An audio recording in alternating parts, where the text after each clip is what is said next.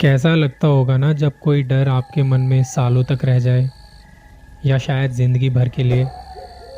उस एक पल में जब डर से मुलाकात होती है या कहूँ कि मौत से मुलाकात होती है।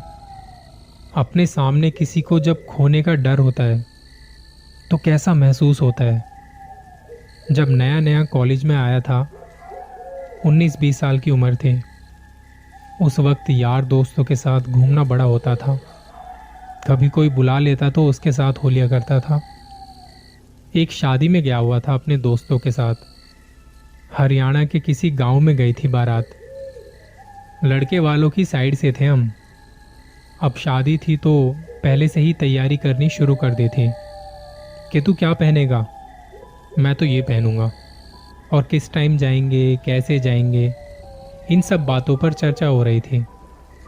शादी का दिन आया और तकरीबन शाम के 4 बजे हमारे यहाँ से बारात निकल चुकी थी। दूर जाना था, तकरीबन 2.5-3 घंटे का रास्ता था। एक गाड़ी में 6 लोग भर चुके थे हम।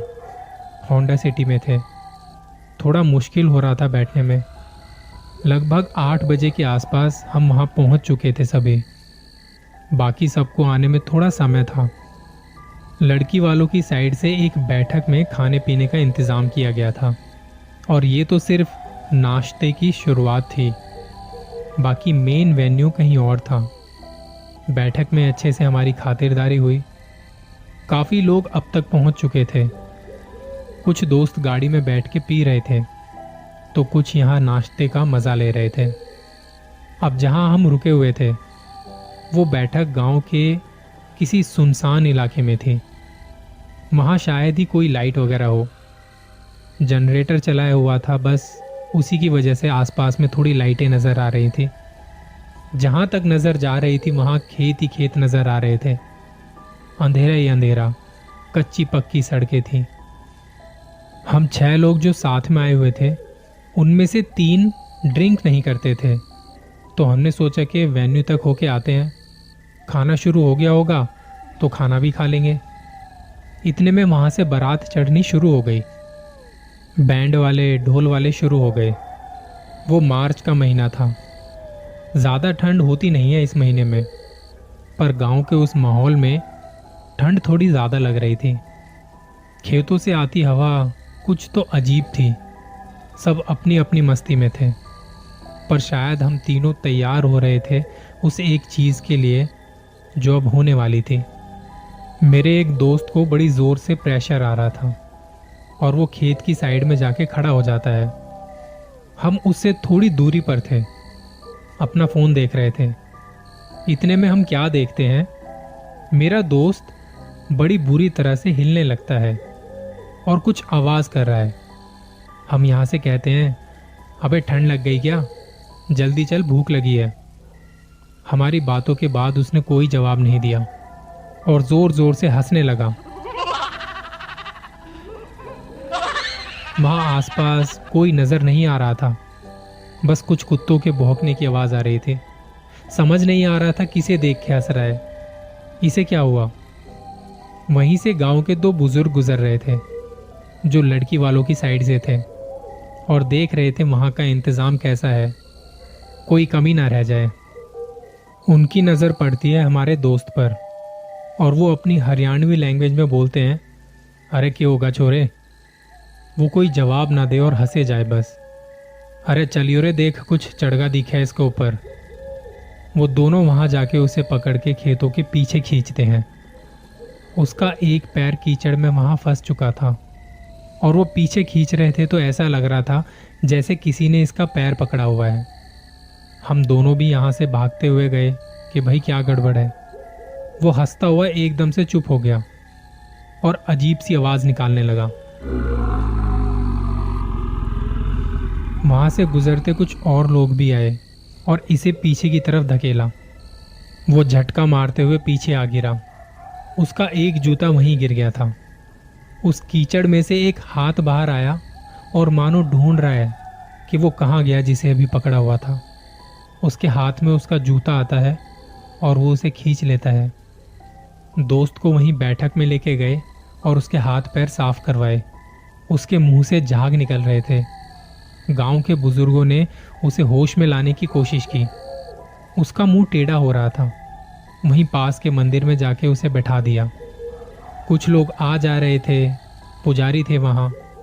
वो झाड़ा वाड़ा लगाते हैं और माथे पर टीका लगाया। थोड़ी देर में वो ठीक सा होने लगा। गांव के बुजुर्ग हमारे साथ खड़े थे और कह रहे थे सारे साथ साथ चलेंगे।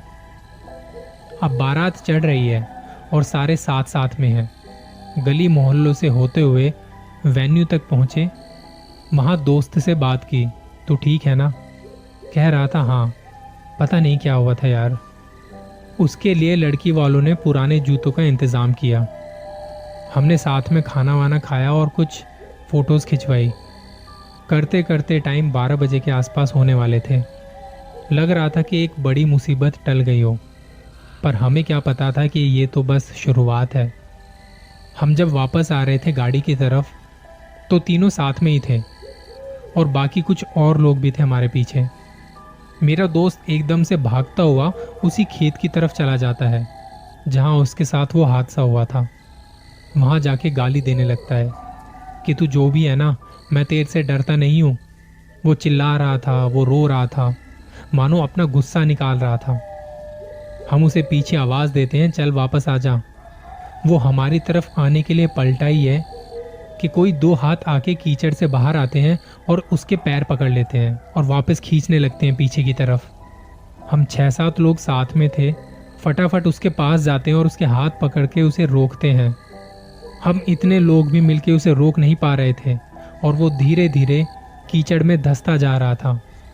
चीख पुकार सुन गांव के कुछ लोग डंडे लेके आते हैं, दोस्त को रोकने की कोशिश करते हैं और जो हाथ कीचड़ से बाहर की तरफ आ रहे थे उस पे डंडे बरसाना शुरू कर देते हैं। अब लोग ज़्यादा थे, फिर भी वो हाथ छोड़ नहीं रहे थे मेरे दोस्त को।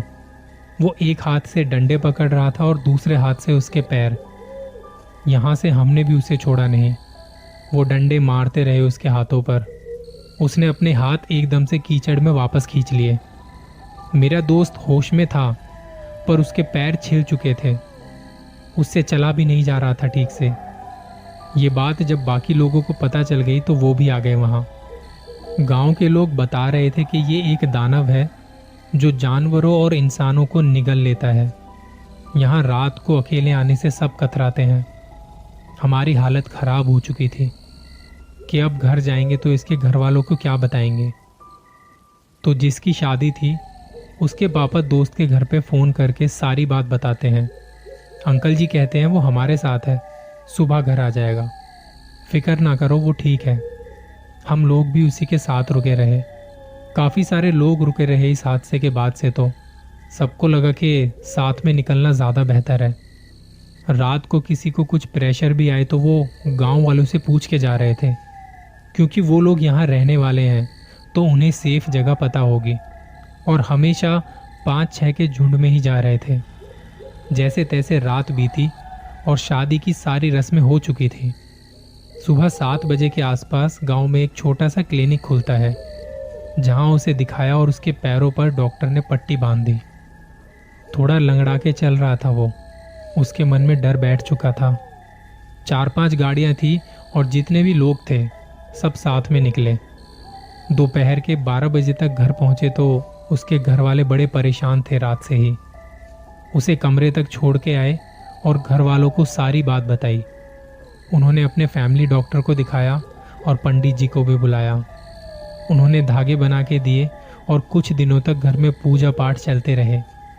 धीरे धीरे दोस्त ठीक होने लगा, पर इस हादसे के बाद से वो काफ़ी टाइम तक डरा सहमा सा रहता था।